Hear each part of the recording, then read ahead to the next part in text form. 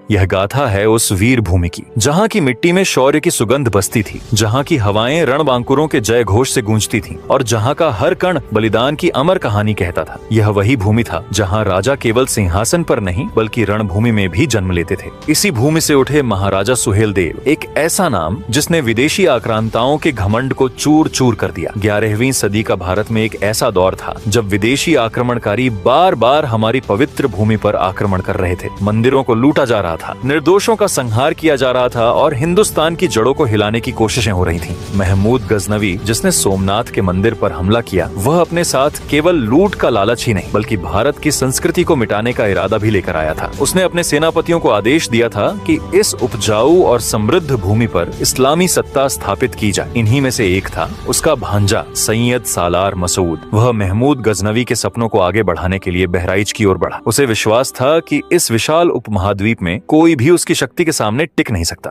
लेकिन उसे शायद यह नहीं पता था कि इस भूमि पर अभी भी एक ऐसा योद्धा था जो न कभी झुकता था न टूटता था, और वह थे महाराजा सुहेलदेव। महाराजा सुहेलदेव केवल एक राजा नहीं थे बल्कि मातृभूमि के सच्चे रक्षक थे। उन्होंने अपने साथ 21 पासी राजाओं को संगठित किया और एक ऐसा मोर्चा बनाया जिसने बहराइच की रणभूमि में इतिहास का रुख बदल दिया। यह युद्ध केवल भूमि के लिए नहीं बल्कि भारत की अस्मिता और स्वाभिमान के लिए लड़ा गया था। लेकिन इससे पहले कि हम इस महायुद्ध की गाथा को आगे बढ़ाए, यह समझना जरूरी है कि सालार मसूद की भारत पर चढ़ाई केवल एक आकस्मिक निर्णय नहीं था। इसके बीज बहुत पहले पड़ चुके थे, उसके मामा महमूद गजनवी के समय से। महमूद गजनवी, जो गजनवी राजवंश का तुर्क शासक था, अपने पिता सुबुक्तगीन का उत्तराधिकारी बना। उसका जन्म 2 नवंबर 971 ईस्वी में अफगानिस्तान के गजनी में हुआ था और इतिहास में उसका पूरा नाम अब्बू अल कासिम महमूद इब्न सबुक्तगीन दर्ज है। जब वह मात्र 27 वर्ष का था तो 998 ईस्वी में उसने गजनी की गद्दी संभाली और अपनी तलवार को केवल एक उद्देश्य के लिए उठाया, भारत की अपार समृद्धि को लूटना और इस्लाम का विस्तार करना। महमूद का बचपन उन कहानियों को सुनते हुए बीता था जिनमें भारत की अकूत संपत्ति और समृद्धि का वर्णन था। उसके पिता सुबुक्तगीन ने भी भारत पर आक्रमण किया था और हिंदू राजा जयपाल के राज्य को लूटकर भारी मात्रा में धन संपदा हासिल की थी। यह घटनाएं महमूद के बाल मन में गहरी छाप छोड़ गईं। उसने अपने पिता से सुना था कि भारत की भूमि केवल सोने की खान नहीं